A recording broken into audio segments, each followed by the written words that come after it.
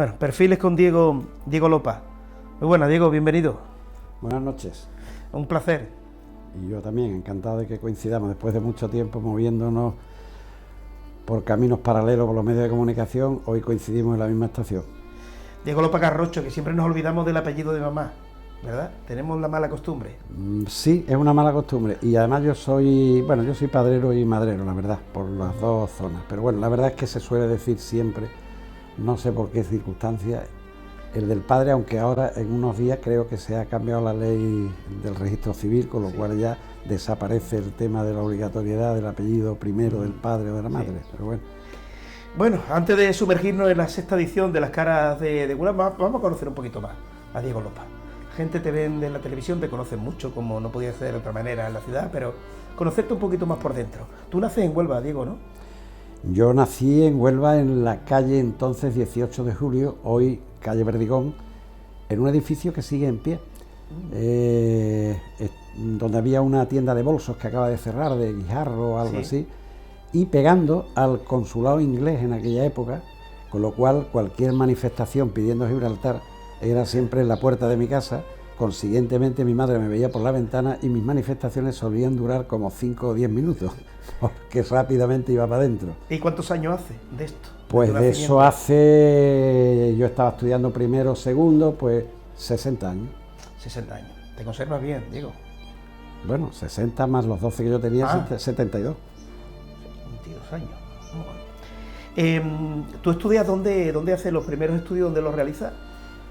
Pues mira, los primeros estudios, yo siempre he estudiado en Huelva, he trabajado en Huelva, he escrito en Huelva, o sea, Huelva en estado puro.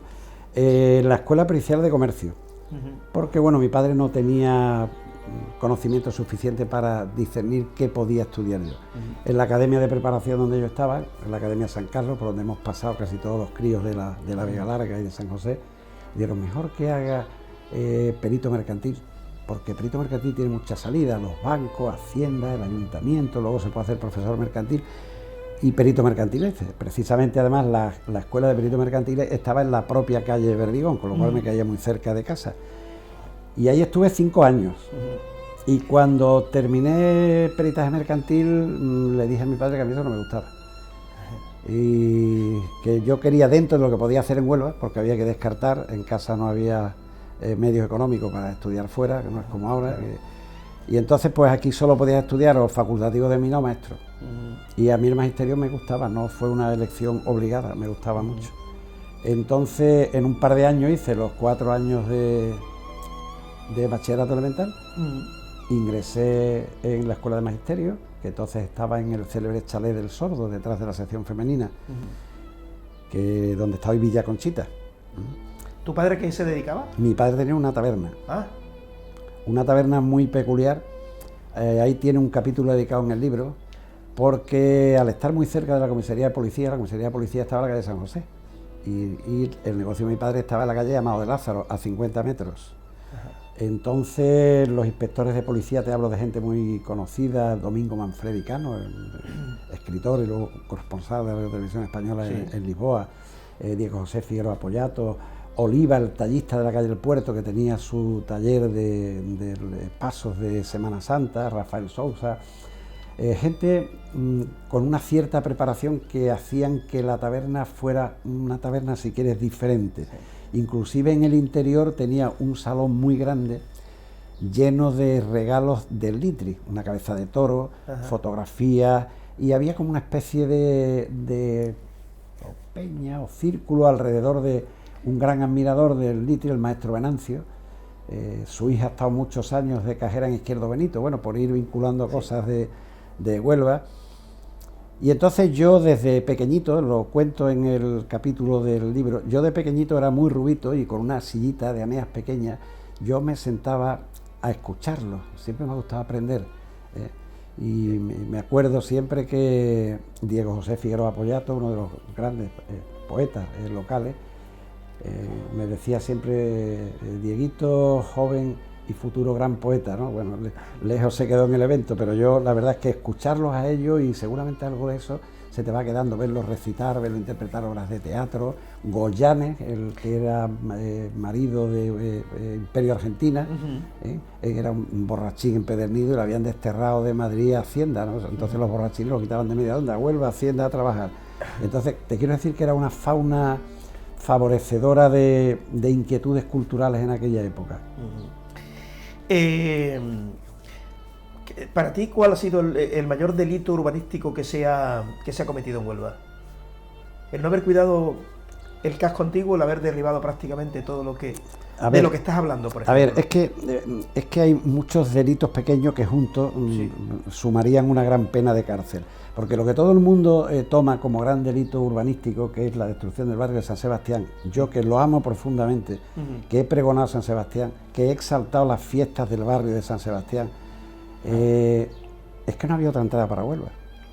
O sea, es triste, pero si tú querías que Huelva dejara de tener una entrada como la Alameda Sunday, la estrechita carretera de Sevilla, que además al llegar al punto, los que tengan mi edad más o menos se acordarán que la calle en medio tapaba la entrada a la Gran Vía. La entrada a Huelva Centro era por la calle 18 de Julio y la entrada de las autobuses o camionetas, como le decimos aquí de Dama, era por la avenida del Odiel, que se llamaba entonces, la avenida de Italia, y los camiones del pescado. Entonces, aquí teníamos un hombre con una visión muy preclara, un gran urbanista, que era Alejandro Herreros, y Alejandro Herrero trazó la entrada en línea recta desde Sevilla, y para eso pues hubo que destruir posiblemente un barrio que también sería ahora, en estos momentos, discutible, aparte del valor sentimental, el valor arquitectónico que podría tener, porque yo lo recuerdo perfectamente. Yo tenía muchos amigos en la zona de Palomeque, íbamos a jugar mucho allí. Lo que ocurre es que, bueno, que San Sebastián, que yo lo he cantado tanto, pues bueno, pues era una ciudad dentro de la otra ciudad. Decían, vamos a Huelva. Y San Sebastián pues tenía una ristra de panadería, de bares, de barbería, de refinos, de tabernas, y tenía su vida, su idiosincrasia propia, tenía su propia corrala, que era Buenos Aires, que nunca se nombra, siempre se nombra el Brasil. También en Macay Mardona, al final, en Montracón, al final estaba la corrala de Buenos Aires, al lado del bar La Culata, para que la gente se centre más, ¿no? Entonces, yo eso no lo puedo considerar un delito urbanístico, aunque la gente me pone muchos comentarios en la página que yo tengo del programa. Es una página donde hay fotos que alcanzan, yo siempre las pongo con anécdotas, las 3, 4, y ha habido algunas de hasta 10.000 visitas, y es raro el día que no entra. Ahora parece que baja un poco, no sé, porque me han abierto más páginas que ni yo las he abierto, aunque las administro, pero vamos, nunca baja de 600, 700, 800 visitas diarias, ¿De dónde, cómo has coleccionado tantas fotografías antiguas de Huelva? Bueno, esta ha sido una cosa muy progresiva. Cuando yo empecé con las caras de Huelva, es muy curioso, empezó en lo que yo digo mi gran amor de juventud, la radio, porque después de todo lo que hemos hablado de que estudié comercio, magisterio, al final mi trabajo, pues primero fue la radio. Ahora hablaremos también de la radio, de tu travesía por la radio. Entonces, a mí se me ocurrió, cuando empezó Unirradio en la universidad, crear un programa a la antigua usanza. Estamos en el año 2004, pero yo quería hacer un programa como a imagen y semejanza de uno que yo tenía en el año 65 en Radio Juventud de Huelva, a las 12 de la noche, que era una hora bruja en aquella época, no había tele, que se llamaba Nocturno Car, donde entraba la gente en directo, donde se ponía música, donde era muy relajante, muy suave, muy cercano el que conducía el programa, que era yo, al oyente, y quise hacer algo parecido, pero trasladado a las 12 del mediodía. Y bueno, me entusiasmó, ¿no?, volver a la radio otra vez. Y una de las páginas de ese programa, que además era en directo, una de las páginas de ese programa, digo, la voy a llamar Las Caras de Huelva. Y voy a ir a rescatar de mi memoria mis recuerdos, mis vivencias, mis anécdotas de la Huelva que yo conocí, que claro, lógicamente la Huelva que yo conocí ya era la Huelva de los años 50, que yo ya tenía 10, 12 años, que es una Huelva que se le escapa ya a muchas personas hoy día. Y cada semana escribía un capítulo, y hay una frase que me gusta mucho, que habla de la casualidad y de la causalidad. Y el día que estábamos preparando el programa piloto, entró el rector, que yo no lo conocía, más que del periódico, de las televisiones locales, y se quedó a escucharlo. Y cuando terminó me dijo, me ha gustado mucho ¿por qué no me deja usted el guión y tal? Y bueno, y le dejé el guión. A los 2 o 3 meses se rodó una película de radios universitarias en la universidad.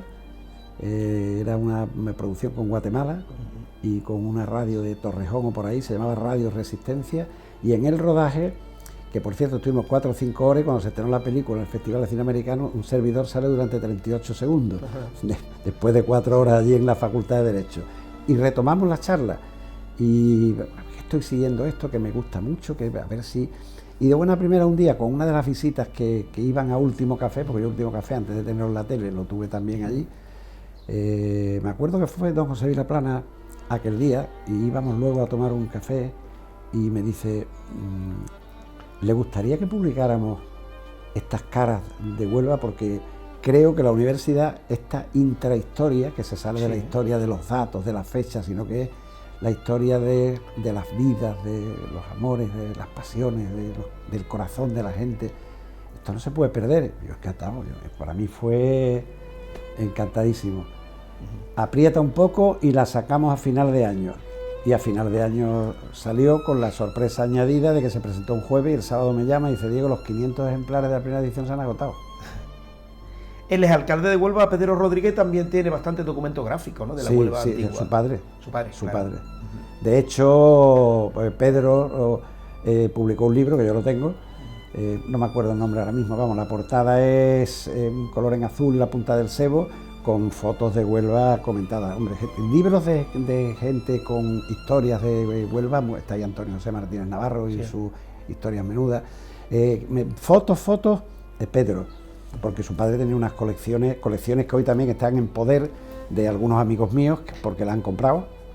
Uno del otro hijo suyo, lógicamente, ha vendido parte de esas inmensas colecciones que tenía Rodri, y muchas de las que están ahí, por eso al final yo le doy las gracias a Pedro Rodríguez, porque muchas de las que están ahí fueron cedidas hace 9 años para componer el libro. Entonces yo empecé poquito a poco, y llega un momento que hoy día las redes sociales te dan ya mucho alcance a obtener fotografías. Lo que ocurre es que, claro, la gente ve la foto, pero lo bonito de la foto, Paco, es contar cómo se llamaba el camarero que estaba detrás de la barra, de quién era la zapatería que estaba al lado de Almacenes Rizos. Claro, porque es que es lo bonito de lo que tú haces en la tele, no ver una fotografía y preguntar, ¿y esto qué es? Tú cuentas la historia de esta fotografía, que es lo que atrae a tus telespectadores en la televisión. Y lo humano además, ¿no? Porque cuenta... Esto, por cierto, es la fábrica de harina. Mi abuelo estuvo de guarda allí trabajando. Esa es la fábrica de harina. Ese es uno de los capítulos nuevos. Precisamente en ese capítulo, hay varios capítulos nuevos, pero en 3 de ellos he tenido que hacer una excepción y decirle a alguien, oye, dime el espíritu, porque yo me acuerdo de los edificios, pero el espíritu yo no lo he vivido. Uno es en Las Colonias, que me lo hizo mi amigo y compañero de Radio Nacional de España hace muchísimos años, Pepe Gómez Barros. El Cardeña, Sisto Romero, de la Academia Iberoamericana y catedrático de matemáticas en nuestra universidad. Y el Matadero me lo hizo Pepe Márquez, el abuelo de Rocío, nuestra cantadora, porque se populariza mucho la taberna de Márquez en la esquina de Montrocal, pero realmente allí estuvieron poco tiempo, porque luego la alquilaron y abrieron una en el Matadero que se llamaba La Madrileña. Diego, cuando vienen los turistas a Huelva y te ven por la calle y te preguntan, ¿y usted dónde está el casco antiguo de Huelva? ¿Tú qué les respondes? Mira, yo me canso de explicar porque es por ejemplo, la Casa Colón, que la tele está allí, cuando entro y salgo y veo a turistas, a forasteros mirando, y no hay una información para que se les diga, mire usted, es que esto data del 4º centenario, es que esto fue un capital inglés, fue un capital alemán para que lo vivieran los ingleses y el jardín lo hicieron los franceses, que es una anécdota. Y bueno, pues siempre que puedo y voy bien de tiempo me entretengo un buen rato, y muchas veces en la Plaza de las Monjas, que los veo preguntando, les explico, les miro a la izquierda que está donde estaba el banco y el palacio de los Condes de Niebla, las caballerizas que daban a donde está la Plaza de las Monjas, que todavía inclusive hay allí agua subterránea, las Agustinas. Si estoy por San Pedro y están por Santa Fe, además yo soy muy entrometido, porque la gente no pregunta, pero si los veo mirando con curiosidad y tal, siempre me acerco y les explico algo de la poquita historia que tiene una ciudad pentamilenaria como esta, que es la ciudad más antigua de Occidente, y desdichadamente la última que están haciendo es tapar el Cabezo de San Pedro. Los cabezas son nuestra seña de identidad. Tú no puedes prescindir de las señas de identidad y los cabezas son nuestra seña de identidad. Y lo están tapando con este edificio que están haciendo allí debajo del chalet de los Domínguez Roqueta. Sí. Diego, ¿tú crees que moriremos sin ver la caída del muro de la Avenida de Italia, que llevamos ya años y años ando reclamando que se tire ese muro? Porque es que siempre cualquier muro parte la ciudad en dos. Lo mismo en Sevilla, tú recuerdas Sevilla cuando se tiró el muro del tren, que parece que abrieron como una sandía. La calle Torneo que era, efectivamente, y la que es. A ver, ¿cuándo va a pasar eso? Hace años, yo te diría que 6, 7, 8 años, Alfonso Aramburu, además de arquitecto y pintor, gran urbanista, sí, hubo unas jornadas de urbanismo, y a mí ese tipo de cosas me interesa. En la universidad estaba él, estaba Moncho Fernández Bebiá con unas colecciones de postales fantásticas, y Alfonso entonces, y digo que hace 8 o 9 años de esto, dijo: señores, el AVE no va a llegar nunca a Huelva, o no va a llegar en 40 años, el AVE va a llegar a San Juan. Entonces todavía era posible esa idea, y va a seguir para Portugal, y vendrá algo muy rápido desde San Juan. Pero no nos equivoquemos, lo que nos interesa, más que llegue el AVE, es una nueva estación que esté a la altura de las metas o fuera, y se pueda permitir tirar el muro, porque se puede decir muro, que separa Huelva de Surría. Y hoy, que afortunadamente, aunque poco a poco, a través de la zona trasera del colegio ferroviario, de la estación de Sevilla, el estadio jaló mucho para allá. Hombre, hoy si desapareciera el muro, aunque hace unos días veníamos paseando yo con mi mujer y miramos por la calle General Godet o la paralela, donde han tirado el puente, del Hotel Luz, y el Hotel Luz, y vimos allí, digo, si ahí hay un edificio, a ver si es que la estación va ahí, que si va ahí va a seguir quedando un poco estrangular la ciudad, porque, oiga, si la vais a hacer por aquí, hacerla 500 metros más hacia las metas. Yo es que considero que la estación debió ir bastante más lejos de donde va a quedar, porque es que medio muro se va a tener que quedar ahí para la eternidad. Si queda donde la vimos el otro día, pues va a quedar a la altura del Hotel Luz. Sí, efectivamente, pues es que ahí va, ahí. No estoy de acuerdo con esa ubicación, porque Huelva va a seguir estrangulada. Huelva, tristemente, tú verás que cualquier ciudad, en el momento que sales por Europa, viajas, todas las ciudades están volcadas al río, todas. Y aquí le damos la espalda al río, pero por completo. Yo soy bastante más joven que tú. Huelva, salvo en Colombina y en momentos ocasionales de primavera, del kiosco de Jarita, Huelva se acababa en la placeta. Literalmente. Yo pasaba mucho porque allí estaba el hogar del Frente de Juventudes, y yo jugaba al ping-pong, pero era ya como salirte, cuando salías del Bar Astoria y de la imprenta Mojarro y del Círculo, era como salirte literalmente de Huelva. Y al muelle pues iba pues, muy poco en Colombina, porque las fiestas colombinas estaban allí. Los chavales paseábamos más hacia la cinta que hacia la Punta del Sebo. Hacia la Punta del Sebo nos llevaba mucho cuando jugábamos los campeonatos infantiles de fútbol, porque se jugaban en la pista, donde luego ha estado el polo químico. Allí, por ejemplo, me has preguntado tú de barbaridades. A mí, aunque entonces eso no se valorara así, ¿por qué destruyen la Fuente Magna? ¿Por qué destruyen la Fuente de las Naciones? Si luego tiene el templo de Nebot en Madrid, que estaba en Egipto, y lo tiene en el Retiro, creo que en Madrid, allí cerca de la Plaza España. ¿Por qué en Egipto el templo de Abu Simbel, esa maravilla, una inmensa maravilla, lo han retranqueado? No sé si es que lo he visto, porque he estado allí 500, 600 o 1 kilómetro, lo sacaron de donde estaba para la construcción de la presa, y para llevarlo tal cual, inclusive conserva hasta un rayo de luz, cosa que creo que también pasa aquí en los dólmenes en Trigueros, hasta que un rayo de luz, un determinado día del año, el sol toma un determinado camino. Entonces, ¿por qué aquí lo mismo que se llevaron los tritones de la Fuente Magna, que están delante de la capilla del cementerio?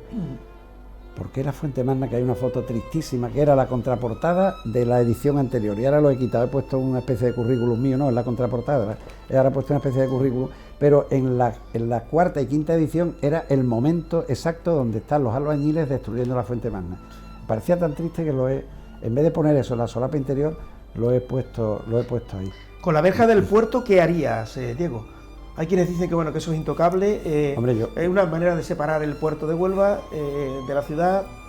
Yo veo que está avanzando mucho en el sentido, mira, ahora están tirando los módulos de la pescadería, que van donde estaba antes Expoventa, Sí. Se está tirando también lo de Expofrisa, que Sí. lo he leído hoy o ayer en el Sí, periódico. está bastante avanzado esa demolición. La serie de negocios que están poniendo detrás, yo creo que esa va a caer por su propio peso, porque no va a tener ningún sentido, porque antes tenía el sentido de la prohibición de entrar, sobre todo, una cosa que mucha gente no sabe, porque ahí había, por decirlo, una pequeña aduana, por decirlo así, porque llevaban muchísimos barcos extranjeros, Sí, con cierto. el tabaco, con el whisky, y se contrabandeaba los célebres chipichangas, parte de la historia de Huelva.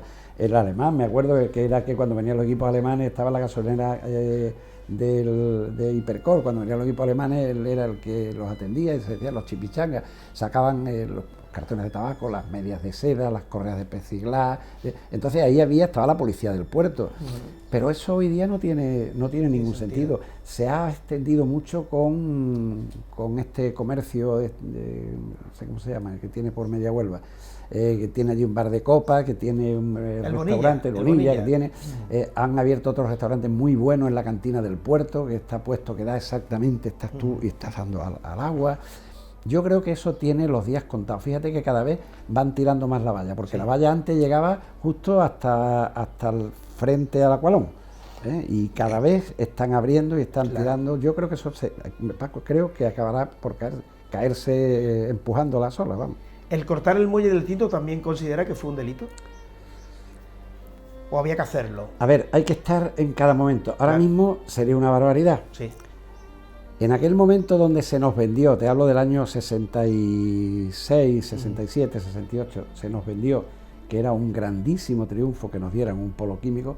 Esto tiene tantos detractores y yo nunca participo, pero en mi propia página se crean muchos debates cada vez que hablamos de algo del polo químico. El polo ha dado muchas cosas, ha quitado otras y depende de la banda donde tú estés. Si te ha dado es fantástico, si no, pues lo que ha traído es cáncer, es la balsa de fosfoyeso.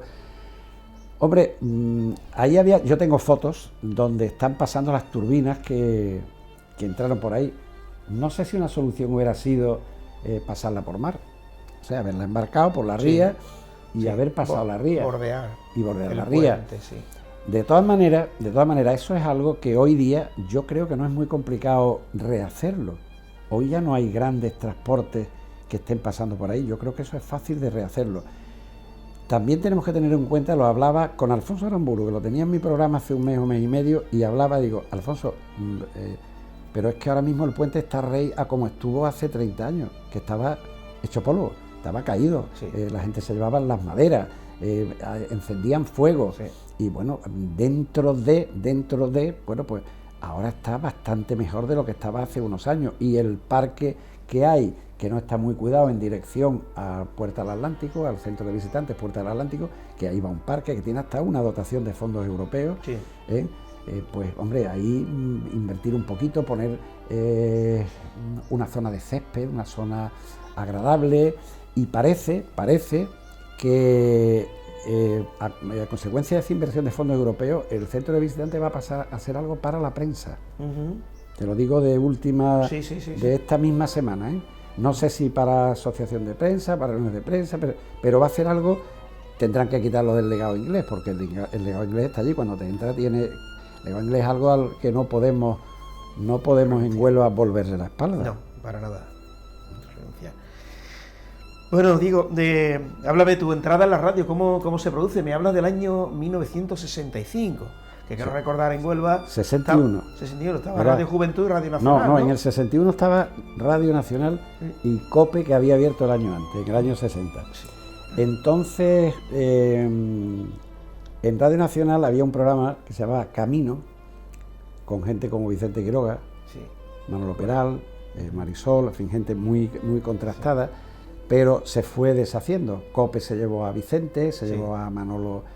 Y además que, te digo, Vicente, son gente con la que sigo teniendo un trato cordial y cercano después de tantos años. Tenía buena voz radiofónica Vicente Quiroga, muy ¿verdad? Buena. Muy buena voz. Lo que tú no sabes es que antes era empleado del Banco Santander también. Ah, eso no lo sabías.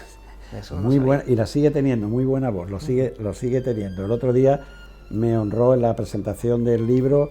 De hecho, ahí en la trasera él escribe un pequeño resumen sobre el libro. Entonces, este personal que te digo se marchó a COPE.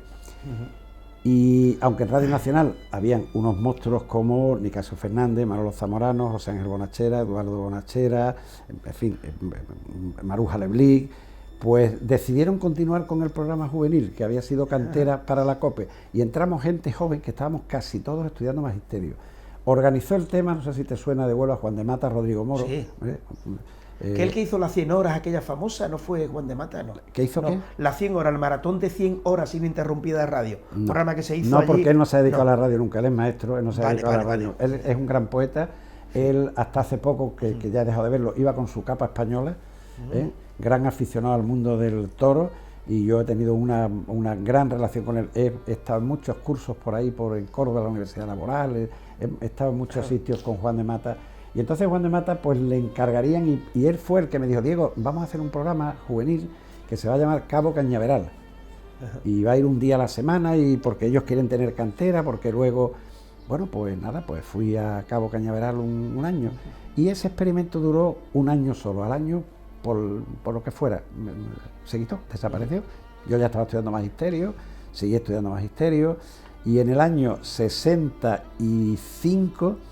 la ley sobre limitaciones de ondas sonoras de Frank Iribarne hizo que el equipo entero de Radio Nacional de España, salvo Jesús Quintero, que se había ido un poco antes a Radio Nacional de España en Sevilla. Jesús Quintero fue compañero mío de estudios en comercio. Ya era un personaje curioso, le decíamos el fantasma. ¿Ah, sí? Porque iba vestido de negro, con botines negros, y aparecía y desaparecía. O sea que ya era peculiar en aquella época. Y entonces se queda el edificio de Gran Vía, se queda vacío. Y dicen, vamos a aprovecharlo.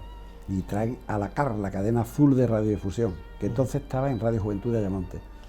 Cierran en Ayamonte, la traen aquí y coge la onda que tenía Radio Nacional de España, que se escuchaba perfectamente en toda Andalucía Occidental, en Badajoz, norte de África.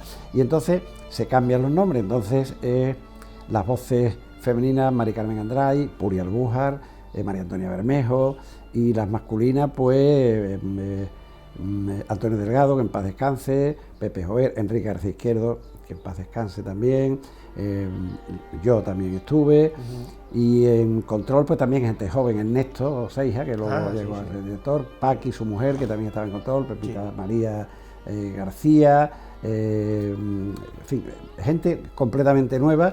Y en una radio distinta, no tenía la seriedad de Radio Nacional, tenía Radio Juventud, era más alegre, entraron a saco las novelas radiofónicas. Yo siempre me acuerdo que cuando al final me fui a Radio Juventud de Cádiz unos meses, y cuando volví todavía seguía Historias de una cupletista, que era la novela que estaba entonces de supermoda, los discos dedicados, los programas en directo. Yo tenía 3 programas, fíjate la dedicación que te suponía, además de tu turno. Tenía a las 12 Caravana de Amigos, a las 2:30, 5 minutos antes del servicio informativo, o el parte, como se decía entonces, una entrevista de 5 minutos, un flash informativo, y a las 12 de la noche Nocturno Car, que era mi programa favorito, pero si yo no estaba de turno de noche, prácticamente vivía allí. Sí que vive a la radio, mira que, claro, estás hablando de una época en la que en Huelva la televisión la tenía el que podía tenerla, ¿no? Los bares. Los bares, sí. Los bares. Claro, había la única opción era o cine o radio, no había autodivertimento. Hoy tenemos en el móvil, tenemos películas, tenemos música, tenemos todo la vida y por haber. Pero aún así la radio sigue con vida, ¿no, Diego? No esos niveles de audiencia, ¿no? de los años 70, para pero mí sigue sí, con vida. Yo en mi casa la radio, sobre todo porque mi mujer es una mujer pegada a un transistor, por la mañana está la radio constantemente escuchándose la radio en mi casa, luego durante el resto del día no, pero si tú lees las oleadas de información de oyentes, estamos hablando de millones de oyentes, si no, no se podrían pagar las cifras tan escalofriantes que se pagan a los números uno, a las figuras de la radio, ¿no? Y además mira, ahora Gemma Nierga, después de 30 años en la cadena SER, ha bajado las cifras en el programa suyo de Barcelona y no le han renovado el contrato, o sea que esto es así. Diego, para ti, ¿cuál ha sido el personaje más ilustre de Huelva? El onubense más universal. Una opinión subjetiva, claro. Cada uno podemos tener uno, naturalmente, pero es complicado, ¿no? Hombre, onubense, si lo hablamos en contexto general, yo te diría que Juan Ramón Jiménez. ¿Eh? Sí. Pero bueno, tenemos aquí gente muy, muy importante en el campo tecnológico, en el campo de la enseñanza, don Manuel Bernabé, León Ortega como imaginero.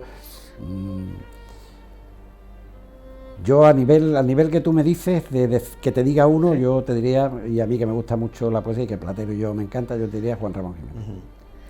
Habida cuenta de tu conocimiento de la Huelva antigua, de qué es lo que haría tú en determinados momentos en la ciudad o en determinados edificios de la ciudad, los políticos te suelen consultar. Oye, digo, por ejemplo, tú en el Banco de España, ¿qué harías en el edificio antiguo de Hacienda? Al revés. En la policía, donde estaba la Policía Nacional en Santa Fe. Yo le pregunto a los políticos cuando los tengo delante, como estoy ahora delante tuya. Yo te pregunto a ti, ¿qué vamos a hacer con el cuartel de la Policía Nacional en Santa Fe? Pues parece ser que porque ahora... 20 años parece ser que ahora, yo he leído esto, sí, y está un poco fuera, que tratan también de declararlo Vic. Pero bueno, Vic es el Recre y a ver qué pasa con el Recre. A mí me parece yo todos los años llevo al alcalde al programa, final de año, hacemos un resumen y siempre aprovecho a preguntarle estas cosas. Luego él me contesta lo que cree oportuno contestarme, pero yo no dejo de darle el palo a la burra con Hacienda. Eso es muy pesado con eso también. Con el Banco de España, sí, con el Colegio Ferroviario, que se va a caer de un momento a otro, porque eso está lleno de ocupas. Sí. Y además para mí tiene un recuerdo sentimental, porque ya te dije que yo estudié magisterio en el Chalet del Sordo, pero la noche del 7 de diciembre de 1963, me acuerdo también porque yo terminé en el 64, se cayó la techumbre con una tromba de agua tremenda. Si eso ocurre de día, aquello va a ser una catástrofe sin precedentes en Huelva. Y nos tuvimos que ir a terminar la carrera al Colegio Ferroviario, con lo cual de alguna manera aquello tiene un valor sentimental para mí. Entonces me da muchísima pena, porque además da la impresión, el otro día veníamos en el coche y digo, da la impresión de que se da un soplido y se va a caer, porque es que está lleno de ocupas, han tenido varios incendios. Mire usted, esto será propiedad privada, pero yo creo que habrá algún tipo de ley, no sé cuál, para que aun siendo propiedad privada lo público prevalezca, porque ahora han querido tirar un panel de azulejos de la calle Concepción de la farmacia, se ha movilizado todo el mundo y se ha evitado que se tire, han dicho que no, que lo respeten. Y cosa curiosa, no sé si tú te acuerdas, que no había un panel, había 3. Uno ahí, otro en Radiluz, que estaba al lado, y otro junto a Foto Rodri. Sí. En el de Foto Rodri además había una frase que a los chiquillos nos gustaba mucho, que decía, análisis de esputos. Sí, recuerdo. Y eso nos llamaba, bueno, pues eso se tiró y nadie dijo nada. Ahora se está cayendo a 50 metros de mi casa, o 100 metros de mi casa, la casa de Diego Díaz Hierro, que es uno de los últimos edificios que pueden quedar de esa época de Huelva, con un tipo de construcción de una sola planta. Pero no es que se esté cayendo, es que las ventanas están rotas. Pero rota que entras tú tranquilamente, están rotas las puertas, están... Cuesta entender muchas cosas. El edificio de Hacienda lleva como 25 o 30 años cerrado, ¿no? 25. ¿Tanto cuesta poner en funcionamiento aquello? Pongamos lo que haya que poner ahí. ¿Sabe lo último que han hecho hace 15 días? Ha estado lleno de carteles anunciando algo de... Sí, algún evento he visto yo carteles. Muchos eventos. Sí. ¿Sabe cómo estaban sujetos esos carteles? Con unos tacos y unos espiches así a la fachada de granito. Por favor. Entonces ahora se ha quitado el cartel y si se quita el cacharro, allí queda un agujero. Queda el orificio en el granito. Y cuando queremos lavarle la cara, porque hay una procesión magna, porque se van a dar las 12 campanas del ayuntamiento, se le lava la cara. Yo no puedo entender la cantidad de edificios oficiales que tienen alquilados tanto ayuntamientos como gobernación, como... Mira, ahora parece ser que el antiguo gobierno civil de toda la vida, hoy su delegación del gobierno, que se ha trasladado a la calle Verdigón, porque el edificio estaba en un estado lamentable. Espero que ese estado lamentable quiera decir que lo vayan a arreglar, que no lo dejen como se ha quedado Hacienda, con la fachada de granito y el edificio por dentro cerrado, que es la antesala del derrumbe, porque del autoderrumbe, porque los edificios cerrados te pasan en tu casa. Tú tienes una casa en la playa, la dejas cerrada y cuando vuelves a la casa te dan cuenta que está hecha polvo. Y si no se meten ocupas y hacen lo que por ejemplo está pasando. Hombre, en la Gran Vía es difícil, en la Gran Vía y en ese, la Gran Vía y en ese, porque a espaldas de la Gran Vía, que vivo yo cerca, hay casas enteras tomadas de ocupas. A mí me llama la atención mucho, tal cual. Hay edificios enteros en la calle Fernando el Católico. En pleno centro de Huelva. En la calle Fernando el Católico, los 6 u 8 pisos ocupados por ocupa, pero además, valga la redundancia, por ocupa, pero además termina la obra, hay algún problema, la obra nueva, Sí. ocupados, las ventanas tapadas, las conexiones de luz hechas y allí iban viviendo. Que yo soy muy despistado, pero que lo sepa y me lo hayan dicho, te hablo de un par de años o más. Bueno, Diego, este libro, ¿dónde se puede adquirir? Las caras de Huelva, sexta edición, y seguramente que vendrá una séptima también. Mira, ahora mismo, con toda seguridad, en la Dama Culta, en la calle Cardenal Albornoz, que está junto al ayuntamiento, en Cronuba, que es un punto de escritores, de venta de escritores de Huelva, que además es una administración de lotería que está junto a las Agustinas, la Puerta de las Agustinas y Cronuba. Y me imagino que en muy poco tiempo estos dos sitios son, digamos, en los que distribuyo yo, pero que en muy poco tiempo estarán ya en Saltés, en el siglo XXI, en Belva, supongo que en Hipercor. Bueno.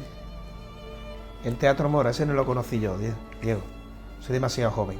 El Teatro Mora no llegué a conocerlo. Yo me acuerdo del Teatro Mora porque ahí es donde se empezó a ver películas en 3 dimensiones. Y quería decir que en la puerta te daban unas gafas. Te ponían unas gafas con unos cristales de colores. Y las primeras películas que proyectaron fueron Forti, una de ellas, y otro, Los crímenes del Museo de Cera. Entonces tú te ponías esa gafa, que no sé si veía bien la película o no, pero era un buen negocio para los ópticos, ¿eh?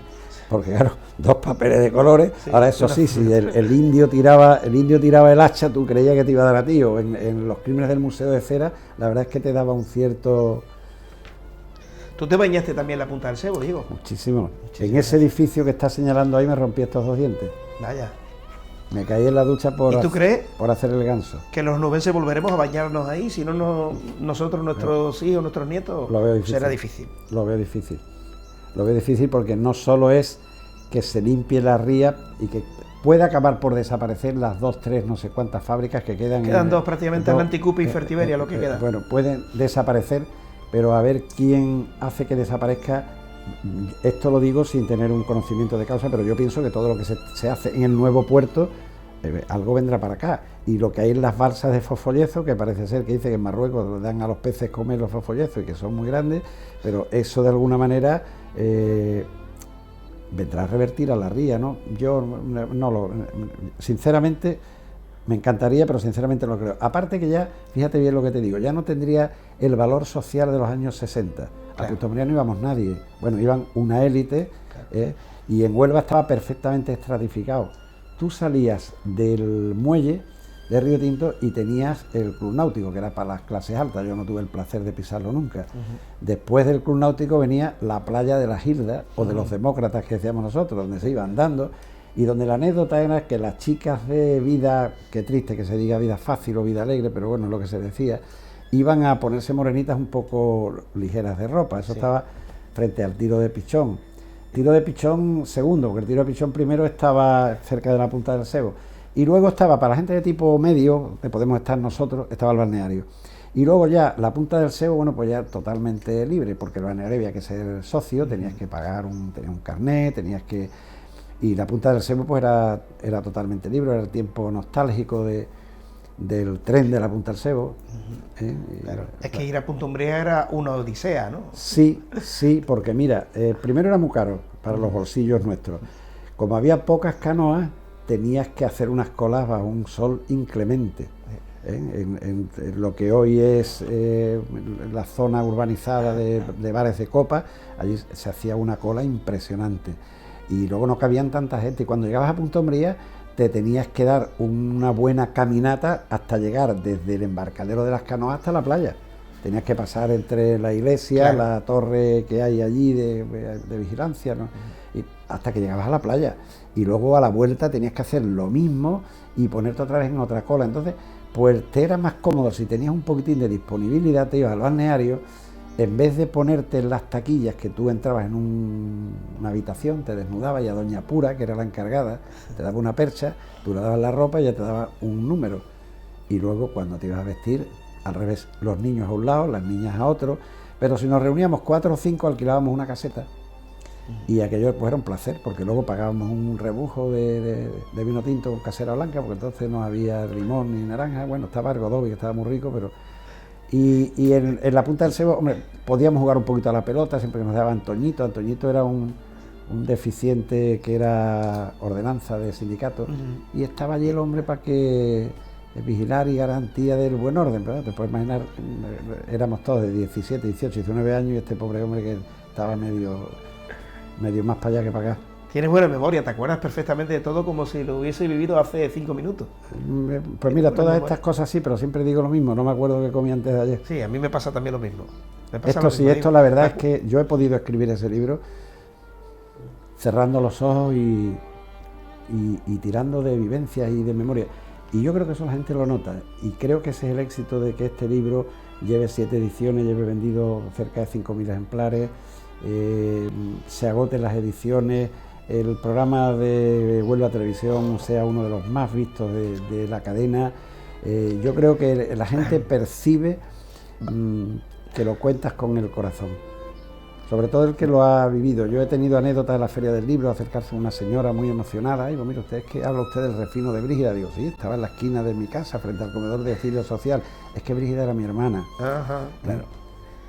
Los chavales que están haciendo la realización, le estamos hablando de refino, y ahora me van a preguntar, Paco, eso del refino, ¿qué es lo que es? Pues, se lo explicamos ahora. Sí, bueno, pues más o menos una especie de droguería, hoy mercería, mercería, que vendían agujas, hilos, botones, poquito de colonia en sí, poca cantidad, claro. Pastillas de jabón chiquititas, trozos de jabón, en fin, hombre, todo dentro de la humildad que había en el comercio de aquella época. Sin embargo, he tenido una anécdota que la cuento por cuarta vez, porque el otro día en la presentación dije, la voy a contar por tercera, luego esta es la cuarta. Salgo de la Casa Colón de la tele y viene un colegio de críos de 12, 13 años con sus carpetas vendiendo alguna visita de un museo, y uno de ellos dice, mira el hombre de las caras de Huelva. Ajá. Eso sí que me dio satisfacción. Claro. Porque que te paren, que me paran muchísima gente en la calle, muchísima gente mayor ya, y me dice, ¡ay, que me gusta, mire usted, que no me pierdo el programa, que todos los viernes en mi casa lo que se ve es el programa, en mi casa los viernes el programa, y habló usted de esto, pero que un crío de 12, 13 años se interese, es muy bonito. Vas a seguir, ¿no? Vas a seguir en la tele. Supongo que sí, ahora se acaba la 7ª temporada, luego viene la 8ª o el punto y final, no lo sé. Estás directora Charo, ¿no? Charo, sí, la que Charo, está. Charo, sí. Lo va a continuar tú, ¿no? Sí. Yo no me lo pierdo. No, hombre, yo no sé, pero creo que sí, yo creo que todo, tanto la tele como... Si no te hacen una oferta superior a un canal autonómico, Yo estás muy a gusto ahí, Diego, Yo ¿verdad? tengo un gran sentido de la fidelidad, yo Sí, allí ¿verdad? estoy a gustísimo, me llevo muy bien con todo el mundo, soy un poco si no el abuelo, sí el padre de todo el mundo, me llevo maravillosamente con todos, y yo noto que hay mucho cariño hacia mí, se me facilita siempre cualquier cosa que pido de trabajo, pues, siempre. ¿Tú tienes en tu casa fotografías de Huelva colgada en el salón? No. No tienes ninguna. No, tengo, porque es que la inmensa mayoría de las fotografías estas, estamos en el mundo de la era digital. Sí. Están digitalizadas, Claro. la mayoría. Sí. Si la imprime a tamaño de, no sé, de Hombre, 2x2, no sale con la calidad que, por ejemplo, la vemos en el Sí, libro. pero sobre todo porque yo estoy casado con una pintora, Ujú. y entonces la casa está llena de cuadros de mi mujer, Antonia María Peralto, bueno, pintora. Ajá. Reconvertida a novelista, porque hace nada presentó El perfume del amor, la verdad que con gran éxito. La tenemos que traer aquí también, Diego. De público. Ella te puede hablar mucho de cosas de Huelva, porque lleva viviendo en Huelva casi 50 años. Y entonces en casa, en las paredes, no hay muchas fotografías de Huelva, las tenemos en el corazón y en las explicaciones y en los muchos regalos que tienes de estatuillas, de diplomas, de recuerdos de conferencias, de exaltaciones, de pregones. Bueno, vamos a ir concluyendo. Diego, te voy a dar una serie de nombres propios y tú pones un adjetivo, una frase, ¿vale? Para definir al personaje. Difícil me lo ponéis. Difícil, ¿verdad? Don no, Juan. te lo voy a poner facilito. Don Juan. Son todos conocidos. Alfonso Aramburu. Es que con una palabra es difícil, porque además de un arquitecto y gran urbanista, es un pintor solidario. Yo cuando lo presenté en el programa digo, al final, después de todo esto, Alfonso, te resumo todo en una palabra, solidario. Miguel Báez Litri, padre. Estirpe. José Viaplana, el obispo de la ciudad de Huelva. Una grandísima persona. Pedro Rodríguez, anterior alcalde de Huelva. Sus luces y sus sombras. Gaby Cruz, actual. cercano al pueblo. Pablo Comas es dueño o presidente del Recre. Indeseable. Salimos de Huelva. Donald Trump, presidente de los Estados Unidos. Aparte de un peligro para el mundo, un payaso. Hitler. Bueno, un criminal. La Madre Teresa de Calcuta. Una santa. Bill Gates. Un genio. Diego Lopa. Un onubense. Son muchas las fotografías que han mostrado a los onubenses, pero si te pidiera una con la que te quedaría. Esta es mi fotografía de Huelva. La tienes en la portada. La Fuente Magna con la calle en medio detrás y con la Gran Vía empezando a construirse. Esa es mi foto favorita. Delito de haber derribado esto. Por eso he cambiado la portada. La anterior tenía una vista muy bonita de la punta del Seo sobre la cara de que nunca mi madre pensó que esa foto se iba a ver tantas veces. Y ahora para la sexta lo he cambiado porque esa foto me fascina. Ahí había un cine a la derecha de donde está hoy el SAS, que era el Cinema Park, que luego acabó en las Tres Calles, en La Palmera. Y yo de niño pues me subía a los tritones ahí cuando venía de la taberna de mi padre a la calle Verdigón donde yo vivía para ver la parte alta de la pantalla del cine de verano, o sea que son recuerdos, y luego los años en la radio ahí asomados a la Gran Vía. Estaba aquí, Radio Nacional, ¿no? Estaba aquí. El número uno. Esquina, ¿no? Sí, eso es. Estaba eso es. Aquí, bueno, no había banco, el banco fue ahí está, después, ¿no? Ahí todavía no está el banco porque no está tapiado, el Banco Exterior de España. Sí, efectivamente. Ahí estaba. Estaba el gobierno civil por aquí, en fin. Gobierno civil, que te voy a contar una anécdota. El gobierno civil iba a ser un hotel. Ah, no sabía. Y tengo hasta el presupuesto para el hotel. Y el hotel se iba a llamar Tartesos, fíjate qué curiosidad. No tiene nada que ver con el que luego la familia Ruiz hizo más para abajo. Porque toda esa acera de la familia Pelayo. Todas, los 3 edificios. Y pues el gobierno decidió que no, que la familia Pelayo no construyera ahí y se hiciera ni el hotel y se hiciera el gobierno civil. Diego, contate una anécdota en el Hotel Colón, por aquel entonces, Casa Colón ahora. ¿Fue la primera vez donde se dio servicio de agua corriente? Sí, de agua, ¿en Huelva? Y caliente además. Y caliente, eso lo explicaste y me llamó la atención. Sí. ¿Cómo llegaba el agua caliente? Verás, el agua no llegaba caliente, el agua se calentaba. Sí. El agua estaba en las mal llamadas piscinas de los ingleses, en la parte alta. Precisamente, esta semana, como no ha habido programa por el tema del rocío, en mi muro y en la página del programa, Las Caras de Huelva, Diego Lopa, he colgado un programa con Manolo Mojarro, el arquitecto de la Diputación, que él le daba por hacer fotos cuando iba cambiando todo. Y tiene unas fotos fantásticas de lo que la gente decía en piscinas, pero que no eran piscinas, eran depósitos de agua. Entonces ahí se cogía el agua, desde ahí bajaba, tenía la inclinación suficiente para llegar hasta la trasera de la Casa Colón, que es donde yo vivo. Cuando yo me fui a vivir, daba a lo que hoy es la entrada del parking, pero que entonces había una tapia, no sé si la has conocido, que tenía al menos 3 metros de altura de piedra, que se cayó un invierno con las lluvias, y allí estaban donde estaban las lavanderas y donde vivía parte del personal de servicio, y donde estaban las calderas, donde ese agua que bajaba se calentaba ahí y seguía hacia las habitaciones como agua caliente. Fue el primer edificio en Huelva donde hubo... Aquello era un mundo aparte. Yo entraba allí porque una tía mía era planchadora de los ingleses y aquello era entrar en Inglaterra. Había chocolatinas, revistas en color, silencio, la gente paseando calladamente. Y separado de Huelva pues por un muro, no te quito mucho, en un muro de 3 metros o más de alto, de piedra, ancho. ¿Ah, sí? ¿Dónde estaba ese muro? Pues ese muro estaba donde está hoy la puerta, empezaba donde está la taquilla, donde acaba el Padre la Araña, digamos, pues empezaba ahí, pero se abría hasta casi donde está ahora lo del Rocío. Y eso estaba lleno de dragos. Seguía, llegaba hasta la esquina donde estaría el Brasil, hoy Parque América, seguía, cogía toda la calle Padre Marchena, doblaba a la izquierda, cogía todo el último trozo de Fernando el Católico y doblaba a la calle donde yo vivo, Arquitecto Moniz, y llegaba hasta donde hay una escalera. Bueno, pues había un muro de un grosor respetable y te hablo mínimo de 3 metros de altura. Pues estaba separado de la ciudad. Totalmente. Entonces el muro ese se quedó ahí, salvo lo de la parte delantera, que hubo que retranquearla, para que el tráfico que venía por la Alameda Sundin de Sevilla pudiera entrar por lo que iba a hacer la Gran Vía. Se tiró los dragos, se retranqueó, se tiró una buena parte de calle final entre en medio y 18 de julio para darle anchura, que es donde está hoy el edificio, ¿cómo se llama? Donde tiro de la Cruz Campo arriba, que está en la esquina, de Santa María, parece que se llama. Estaba la cafetería Antón antiguamente, ¿no? No, el otro.